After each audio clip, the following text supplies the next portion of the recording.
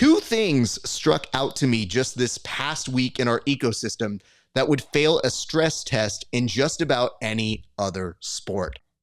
Death threats. In a wild turn of events this weekend, Craig Jones revealed that he received a death threat from a prominent organizer under the ADCC banner. Now, this particular has a history of some unfortunate behavior, both behind the scenes and on social media. So unfortunately, this is not any kind of isolated behavior. And given some of the statements that they've made in the past, it's somewhat remarkable that they have not been previously reprimanded or punished. It should go without saying that death threats are not acceptable. I say this because on many of the social media posts about the situation, there were defenders in the comment section who were quick to point out all of the good this person has done for the sport. And you know, I'm all for approaching complicated legacies with a nuanced approach, but perhaps don't do that on the same post where we just discovered they sent a death threat at 5 a.m. in the morning. Because when you defend that behavior, you are normalizing that behavior. And if we really want the sport to become bigger, normalizing or deflecting the severity of such a thing not only encourages it to happen again, but makes us look like a laughingstock compared to other professional sports. I'd urge those of you who are prone to defend this certain individual to perhaps reach out to that person instead, because it might be a time where they could use the help. And yes, Seth and I have not seen eye to eye on a number of things, but this behavior is probably more of an indication that they might not be doing okay mentally. And if that's the case, I do hope that Seth gets help. Also, if ADCC did indeed fire Seth for his remarks, it would be one of the first times the organization did something from a crisis PR perspective akin to a major sports organization, and they should be applauded for that.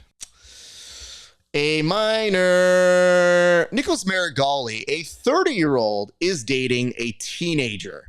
He has been quick to point out that she is now 19 years old and that he met her several months ago when she was still 18. Marigali has defended himself online and posted videos of him and his girlfriend. And of course, Gordon Ryan has entered the chat to cheer on his teammate. It's worth noting that they are celebrating the lowest of cleared bars, which also should be noted is staggering. Here you have Gordon and Marigali, two of our best athletes in Jiu-Jitsu, who treat elements of online debate like a sport. However, unlike their skills in Jiu-Jitsu, they often have no idea when they are on the losing end of an argument. But don't worry, in absence of basic awareness, they almost always double down on ignorance. And yes, while it's not technically illegal, counter arguments like everyone be jealous they're not dating a teenager and high-fiving that kind of a relationship like Marigali just podiumed at Worlds is undeniably fucking weird. That's not even touching upon the idea that they're celebrating like securing a girlfriend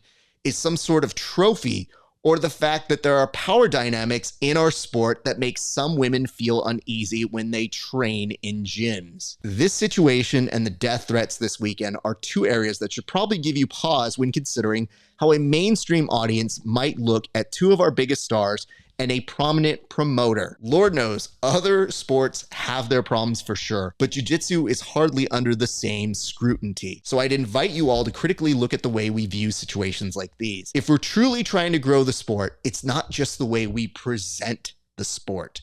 It is the way we respond and react to moments like this, and how we keep people in power and athletes accountable. Because as that spotlight gets bigger, I can tell you this, those TV deals or sponsorships that we keep hoping will circle around the sport will definitely want to steer clear from us at all costs. Because again, as much as I want the sport to continue to grow in popularity, weekends like this remind me that we have a long way to go. And it's not to say that we can't grow.